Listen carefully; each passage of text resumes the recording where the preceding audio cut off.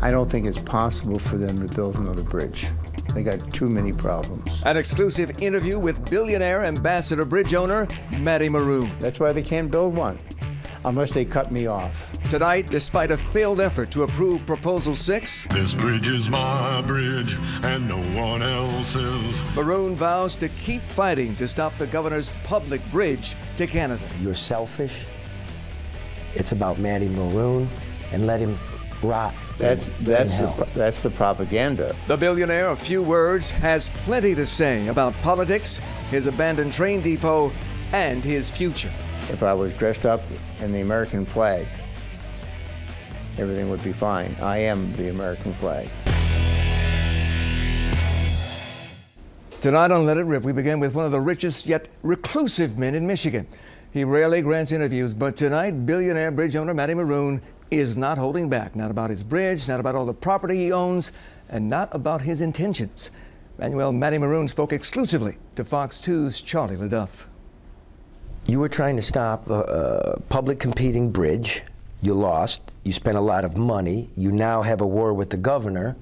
Now what? Are you going to lay down and let him build a bridge, or are we opening another chapter here? Well, I'd like to say this. First of all, I don't think it's possible for them to build another bridge. They got too many problems.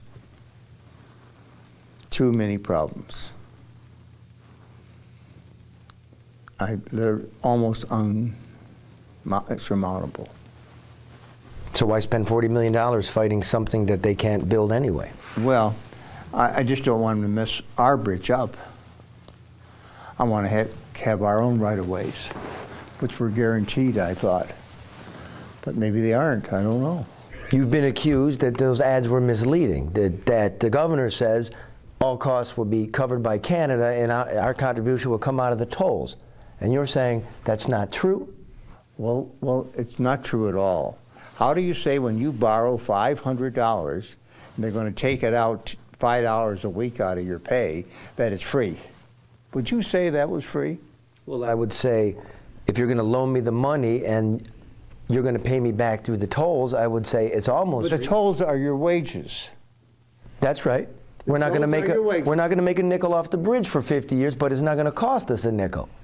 Yes, it is. You're contributing 50% of the money. You're contributing 50% of the tolls. That traffic just doesn't come one way, it goes back, or it starts over then. Half of the money that the bridge gets is U.S. money. Mm-hmm. It's Michigan money, it's Michigan bridge. It's the best money maker in the world. I think Warren Buffett said it. Is the toll collector, the Suez Canal, all these interchanges. That's the best investment. Well, no, most of them aren't the best money makers that you can make. You've got bridges here in Michigan. You got the Mackinac Bridge. It loses money every year, and then the only one that might make $1 once in a while is the Blue Water Bridge, because they don't fully allocate all the costs. If they fully allocated all the costs of that, it wouldn't be competitive with us. It would be maybe a $6 toll. I see what you're saying. A $6 toll, and ours would be $4. And it would lose even more money, so they'd have to go to $7. They'd have to go to $8. You were trying to educate people on the hidden costs of a money-losing venture. Anybody that really wants to compete with us, truly compete for fully allocated costs, including the Blue Water Bridge or a new bridge, can't do it. You have to continue your subsidy to everything you own in Michigan that competes with us. Then it'll go out of business and it won't affect you at all. You're damn right. That's why they can't build one, unless they cut me off.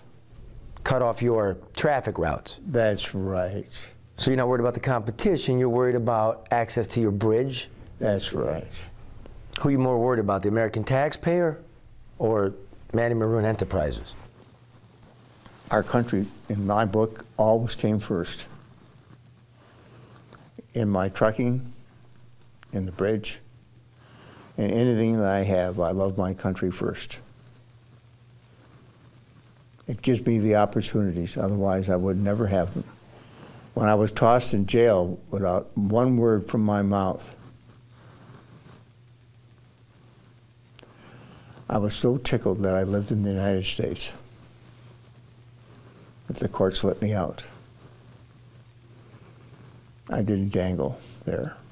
I'm 85 years old. This is the best country the world has ever known. And you know what's funny? You remind me of a Dickens character. The kid in rags who comes up to be the richest man in the country, maybe. And you go to jail, and lots of people are happy because they call you a devil, that you own ghettos, that you won't fix that train station, that you're selfish. It's about Matty Maroun, and let him rot. That's the propaganda. The truth is, there's 100 buildings like me in Detroit, like the train station, that are empty. I got one of the 100, and I'm getting vilified, not because of the train station. That's a ruse. It's because Canada wants to own the bridge. They can't build another one. It will not work. But you have lots of dilapidated buildings in Detroit. And let me finish. Give me one besides that. Right along the waterfront. What along the waterfront is that it's mine that's dilapidated? Give me one. Give me one. What I do have is I've got places in Detroit where I hire and maintain a lot of people. I'm the biggest employer in Del Ray. I'm probably the biggest employer in that area around Central Avenue and John Cronk. Your legacy. People, lots of people, not all people, people consider you a tyrant. They consider you selfish. They consider you Ebenezer Scrooge. Why didn't you take the $40 million and put it into city life? Are you worried about what they're going to say about you when you're gone? What's your legacy? What's $40 million? Well, the $30 million and $40 million you spent on Prop 6 and 5. Oh, I didn't spend anything like that. I don't know exactly what we spent. But I'll tell you what, I stand for principle. I stand for our country. If I was dressed up in the American flag, everything would be fine. I am the American flag. I will do the best thing I can for our country. And I've done it all my life. I'm a quiet, private man. But somebody decided to make me something other than being private.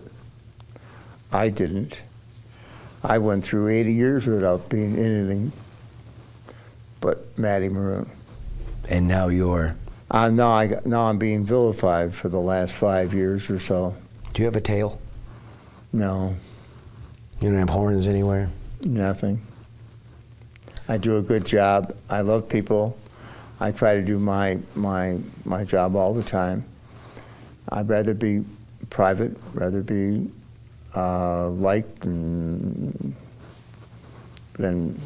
what's happening to me. Help me so I'm not being misused. Give me a couple $100 million, maybe I can help. Oh, thank you. It's America. Amazing interview. Back with our panel right now. You know them all. First up, a woman who knows everything and everyone involving politics, a leader of the Democratic Party in Washington, and here in Michigan, Debbie Dingell is back, and yes, we all know why she is smiling tonight. Next to her, a proud Polish-American, businessman, Republican, a man who has dried his tears and vows to keep up the good fight until the next election. Andrew Rocky Raczkowski is with us. Plus, one of the best reporters in the business, and as you just saw, a man who can speak with kings and billionaires and never lose the common touch, Charlie LeDuff. And as always, the best attorney in broadcasting, host of the Charlie Langton Show on 1270 AM, Charlie Langton. Now, after the break, we're going to talk about the election, the impact, and the deep divide that still threatens us all. But right now, we got to talk about this amazing interview. Charlie, you got to go where few reporters are ever allowed, into the inner sanctum of Matty Maroun. Your impressions? I used his toilet. I'm just saying. No, listen, Thank you, Charlie. The man is the largest private property owner in the state of Michigan. Now, I figured in this interview, you want to hear from him and not me badgering him. But he does have the book repository next to the train station. Swaths in Southwest Detroit, City Airport. There's a neighborhood on the other side in Canada that he owns that's all boarded up. This is his main problem. People look at him. He bought these. He earned his life. He came up from nothing, saw the bridge, saw global trade coming, and made himself billions. But where he lost the people was he did nothing for the neighborhoods, and this thing started to cost him, especially when he bought the train station. And the reason he bought it, people, was because it's right there with the train tunnel from Canada. That's going to be a huge place to move goods. It's the international trade zone. He owns the train tracks back there, right of way. It's not the building, it's the train tracks. This guy's thinking 10 moves ahead of everybody. Now, Rocky, you know Matty Maroun personally, and you have to have a lot of respect for a man who came up from nothing, whose father owned 2 gas stations in Detroit, who took a gamble on the bridge and ended up a billionaire. But people have some questions about how he's spending his money now. Well, the key issue is, here's a man that believes in charity. Here's a man that, when you say, Charlie, that he's done nothing for the community, he employs over 5,000 families. 5,000 families work for his corporations. All these corporations pay taxes to the state of Michigan. The Ambassador Bridge pays taxes to the state of Michigan. All he wants is fair competition. And that's why I voted yes on Proposal 6. I agree with fair competition, and this interview humanized him and showed exactly what he was fighting for. He was fighting for against a government that is wanting to build a bridge, wants the money, and wants to put him out of business. Where's the backup on where's the congestion of the bridge? It's on the Canadian side. You don't think for a minute that Canada's going to move a lot of their toll booths and a lot of their inspectors, their custom inspectors, to this new bridge and hurt the Ambassador Bridge? I'm with Matty Maroun on this one. I think whenever you compete with government, you're going to lose. Debbie, on a personal level, Matty is like us. He loves his family. He loves his country very deeply. But with Proposal 6, you got the feeling that this was a man who was trying to buy his own personal amendment to the state constitution. He was trying to buy a bridge and prevent another one from being built. Republicans and Democrats alike were opposed to Proposal 6. And Republicans and Democrats alike were in favor of Proposal 6. I was one of the people that joined with the governor in opposing that bridge. The fact of the matter is that all of the auto companies have said that there is a business need to have that second crossing. There have been a lot of very unsatisfactory business practices connected to what the current bridge is. I'm also one who thinks a legitimate role of government is to control an international border of that kind of importance. The federal government on both sides of this border is going to build another bridge crossing, which is going to create jobs and bring further economic development to whatever area it goes to. If we don't build it here, it's going to go to Buffalo. I want to see those jobs. But wait. No, but on the other side of it, I'm trying to stay neutral of all parts. But the original plan for the bridge was to go through Wyandotte. Is that your husband's district? They got to vote. No, that's not going through Wyandotte. So they jam it in Detroit. Well, actually, where's our Coleman Young? It wasn't a vote, no. Okay, the truth of the matter is that I think everybody was willing for it to go downriver. They were up in arms in Wyandotte about it, and they moved it to. Where's Coleman Young saying, where's Detroit's piece of this? Where's Mayor Bing saying, what's in it for Detroit? If there's going to be a bridge, and me personally, I don't care if there's another bridge. Where's the money for Detroit? Remember, Ambassador Bridge Company pays taxes in Detroit, pays taxes to the state of Michigan. And one thing I've got to correct, Debbie, when you said that it's important for the federal government to be in charge of the border, it still is. The bridge is owned by Matty Maroun and the Ambassador Bridge Company, but the borders are still controlled by the independent countries. But this has been decided. Proposal 6 has been rejected. We're done. I think we have to move on with this bridge here. What I took away from the interview, first of all, I liked the interview because it personalized Matty Maroun. I've not seen Matty Maroun, and I think he did have horns and a tail until Charlie's interview. Now I think there's a real person there. But here's the deal. What I think I took away from this is Matty Maroun spent $30 million trying to get something. He didn't get it. And money can't buy everything. This new bridge, this governor's bridge, will go through. There may be some lawsuits down the road, but the bottom line is I think we're going to get a new bridge. And that's what the voters decided. May I? Well, is there? Because this guy, look, he tried maybe the easy way, let the people do it for him. His lawyers are excellent. He's a master of litigation. He once took the federal government that wanted to take a piece of his property near his bridge, eminent domain. Right. He took him to court for 20 years. Eminent domain will be the only reason the government's going to have to buy land that's owned by Matty Maroun. He can hold it up, but at the end of the day, this will be sold. But bottom line, even for Matty Maroun, the courts are more powerful than any one man, even a billionaire. That's why they put him in jail, maybe to teach him a lesson. Panel, we thank you. Back with more. Still to come on Let It Rip. The election is over. Can Republicans and Democrats finally get along? Or will the deep divide only get worse? Why the president won and why Mitt Romney lost and what could happen next? Let It Rip continues.